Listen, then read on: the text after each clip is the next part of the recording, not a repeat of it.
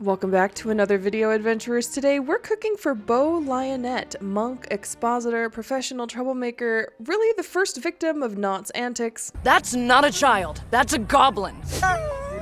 And one of the sharpest members of the Mighty Nein. Beau is the kind of person who acts first, asks questions later, and still somehow figures the truth out before anyone else.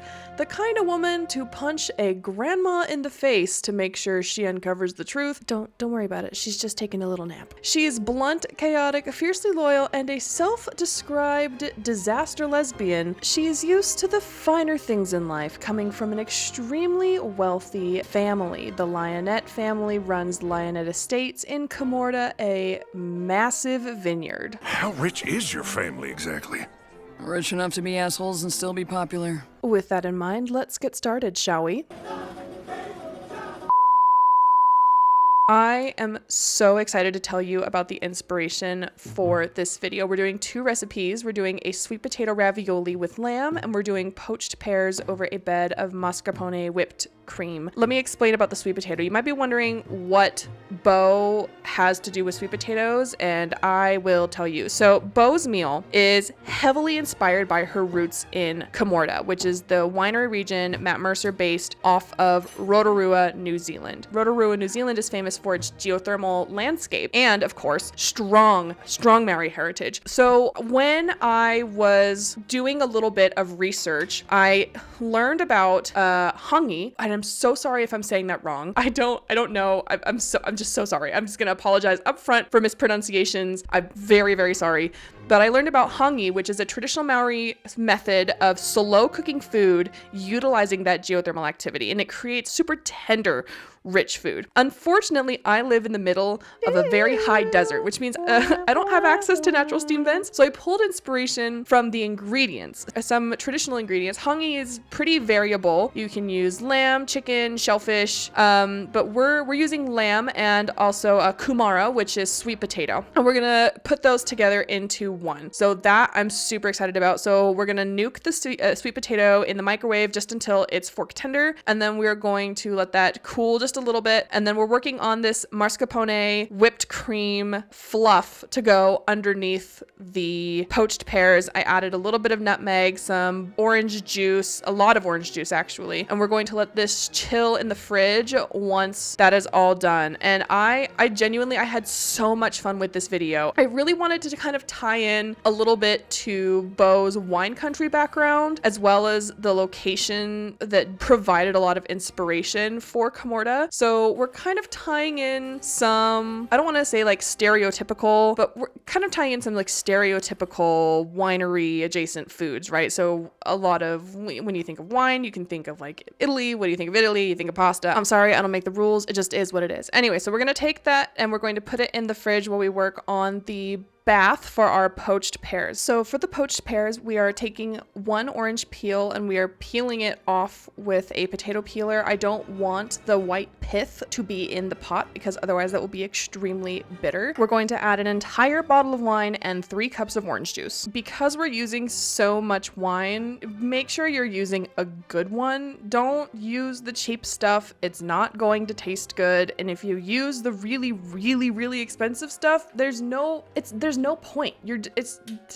Why? So just go for something middle of the road. I used a bottle that was about 20 bucks. We're also going to add in some orange juice, some star anise, cinnamon stick, cloves, dried raspberries, and a vanilla bean that I split in half and put in the pot. I did use at first 2.5 cups of wine for this, but you need enough to submerge the pears completely. So I ended up having to use the entire bottle. I almost forgot to mention a cup of sugar. Give that a whisk and bring that to a boil.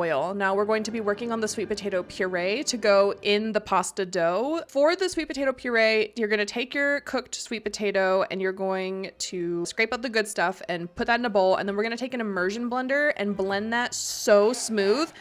Ta-da! You just made sweet potato baby food. We're gonna let that cool in the freezer for a couple minutes though, because it's too hot to go in pasta dough. If we did that right now, the eggs would start to cook and it would be disgusting. So while that chills, we're gonna work on the filling for the ravioli. We're going to use ricotta and goat cheese, and then we're going to add an egg yolk and 3 cloves of crushed garlic. I'm using crushed garlic as opposed to minced garlic because I want the oils to disperse more evenly throughout the cheese. We're also going to take a couple tablespoons of sage that we're going to chop and crush with our fingers again so that those oils will disperse throughout the cheese. And then some dried thyme, dried sage, some garlic powder, and salt. And we're going to whisk that together. You can just taste a little bit, you know, for a seasoning, but it's not going to kill you. A little bit of egg yolk is not going to kill you. We're going to now peel our pears, but in order to get them in the pot and have them even, we need to make sure they're level. So I'm cutting off the rounded bottoms of the pears, making sure to keep them upright. So when I put them in the pot, they're not going to immediately tip over. We're also going to take our peeler and scrape off the just very outer layer of the pears. I'm also going in around the stem. I did keep the stems. I think it looks better that way. We're going to put those in the pot. You can see here I'm adding the remainder of that red wine because it wasn't enough to cover them. So now we're gonna work on the pasta dough while the filling is chilling, and the pears are poaching. Oh, filling is chilling and pears are poaching. So the pasta dough is gonna start out relatively normal. We're gonna take a couple eggs and beat that into some flour. I'm using a fork, just integrating it little by little. And then I would like to apologize to the entire nation of Italy because now we're just gonna take that sweet potato puree and we're gonna throw that in there now. Now, Italians, this might be triggering for you, so look away! Look away, Italians! Look away!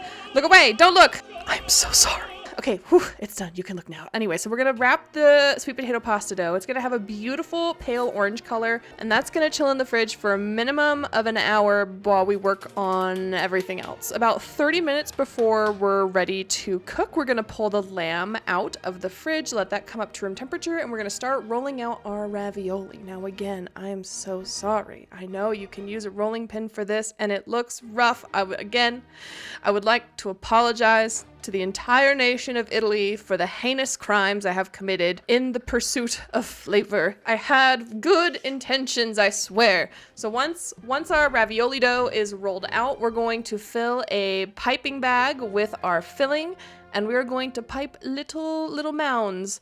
I did not make enough pasta dough for this. I made too much filling. Can you really ever have too much ravioli filling though? I was only able to make 18 raviolis. Guys, I made, did I even make 18? I made 16 raviolis. I made 16 raviolis and that was it. That's all the dough I made. Probably could have made more if I rolled it a little thinner, but you know, you win some, you lose some. This filling would be incredible in like stuffed shells, and I finished serving the ravioli atop more filling because listen, the star of ravioli is not the dough itself. It is in fact the filling, and this filling was phenomenal. You can kind of see that like orangey color from the sweet potato in the dough, but this is how I cut it out. Again, I'm so sorry. I'm so sorry. It's so bad. I don't have one of those little roller crimper things that you can use to just make ravioli nice and cutesy in little pockets, so I had to use my bench scraper and a fork, and it looks so bad. It looks so bad, but you know what? I am being very vulnerable with you. So once the pears are done poaching, we're gonna remove those from the poaching liquid, and then guess what? We're gonna continue to simmer that liquid down so it becomes a really nice sauce. Guys, this took forever. This took probably an hour to get to where I wanted it, and then cook those ravioli for about 4 to 5 minutes. Cinematography at its finest. Also, look at that. Look at it. Once our stainless steel is ripping hot, we are going to add our lamb that has been heavily seasoned with a little bit of salt and pepper. We're going to do that little test for water droplets. Once they're bouncing around, we're going to add in a splash of olive oil, and then we are going to put those lamb chops down, and we are not going to touch them for 3 minutes. We're going to sprinkle them with salt and pepper on the other side, and then we're going to give them a flip, and they will not stick to the pan. But look how beautiful. We're going to go ahead and finish them the way I would finish a steak, with melted butter, with crushed garlic, with some rosemary, some thyme. we're just gonna treat them the same way as a steak. I just want to try and get some of those flavors into the lamb so that it will pair well with the ravioli, all 16 ravioli that I made. Oh my gosh, I'm still kicking myself about that. Anyway, so we're gonna remove them from the heat and we are going to let them rest for like 20 minutes because if you cut them open immediately, they're going to get gross. Next, we're going to chop up some mushrooms and we are going to cook those in the juices from the lamb. So we're going to let those reduce. We're going to add a little bit of thyme, a little bit of sage, just a tiny bit. And then we're going to add a little bit of pasta water and this is going to become really, really nice and silky. And we're going to reduce that way down. Way down. Now to plate the poached pears, I took that whipped cream we made earlier. I placed a pear in the center of it, and then I took some of that hot, gorgeous red wine reduction sauce and drizzled that on top. You could strain it for it like extra smooth, but I decided I wanted the little raspberry bits in the poached pears. We're going to slice our lamb, and then I tried plating the ravioli on a flat dish, and I did not like the way it was looking. Again, these guys were looking rough. So I went ahead and transferred it into a bowl, and I know it's super zoomed in here, but like, look, I tried my best. And then I couldn't figure out a way to make the lamb slices look good, so I just went ahead and sprinkled some thyme on there and just slapped a whole lamb chop in there. Anyway, so that's Beau's video. Look, I had it together at the beginning. And then everything just kind of spiraled apart the later it got. Look, you got 2 videos this week, okay? You got a video, you got 2 videos for this week. You got one meant for this really was supposed to come out last week, but I got so busy with other things that I wasn't able to get it done. And then, look, you got 2 videos. You get 2 videos in one. And look, it's Beau. Gosh. I'm such a mess today. Anyway, that brings us to the end of the episode. If you liked what you saw, smash that like button. If you have any comments, questions, suggestions, drop those down below. Subscribe if you're not subscribed. Ring the bell for notifications so you're the first to know when new videos go live. And share this. Do you want to share this video? Do you want to share this video? I hope you want to share this video.